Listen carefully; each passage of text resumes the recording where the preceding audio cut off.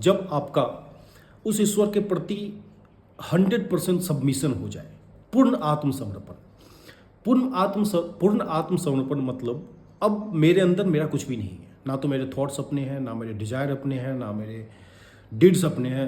What ever you are telling me God, whatever path you are showing me, I am just going over that.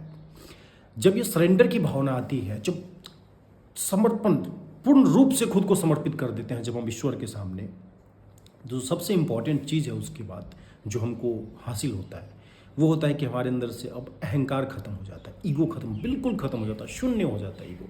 ये समझ में आ जाता है कि अब मेरा क्या, मैं एक इंसान हूँ, मैं आज हूँ कल नहीं रहूँगा, क्या भरोसा, क्या गारंटी।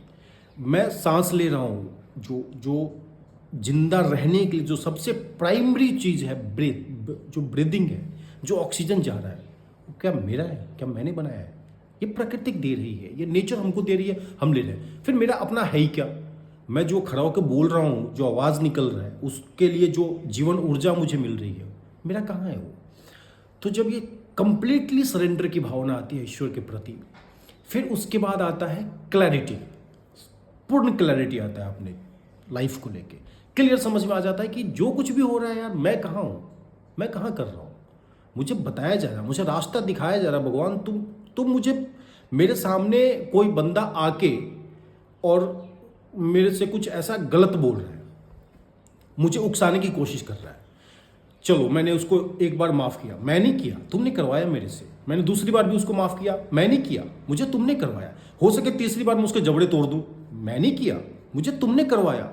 जो कुछ भी मैं कर रहा हूं उसमें मेरा अपना कुछ भी नहीं है भगवान, मेरा गॉड। और ये वाली जो थॉट्स है ना, ये वाली जो जो इस तरह के जो, जब आप समर्पण आता है निकल के अंदर से लाइफ को लेके, उसके बाद जो पॉइंट ऑफ व्यू है हमारा बिल्कुल बदल जाता है, बिल्कुल डिफरेंट हो जाता है। अब इतनी मजबूती आती है, उसके बाद इतनी स्ट्रांगनेस आती है कि शायद सामने पहाड़ भी खड़ा हो तो भिड़ जाएंगे। चलो देख लेते हैं एक बार, मेरे पीछे तो है यार, और शायद वही मुझे बोल रहा है कि तू जा भिड़, मैं हूँ तेरे पीछे। अभी होगा क्या ज़्यादा से ज़्यादा, ये लाइफ उसने दिया है, लाइफ वो ले लेगा, इससे ज़्यादा और क्या हो सकता है। एक इंसान के जीवन में most worst thing what can happen, the totally worst thing, he can be die. इससे ज़्यादा और क्या होगा एक इंसान के जीवन में। और डाई भी कहाँ, ये जीवन भी तो मेरा खुद का निर्माण किया हुआ तो नहीं है। कोई दो लोग आपस में, किसी दो पर्सन का विवाह हुआ, क्या मैंने करवाया था वो शादी? नहीं। उन दोनों का आपस में रिलेशन हुआ, क्या मैंने करवाया था? नहीं। उन दोनों ने मिलकर मुझे पैदा किया, फिर पैदा करने वाला कोई और, मुझे ले जाने वाला कोई और, मैं कौन हूँ?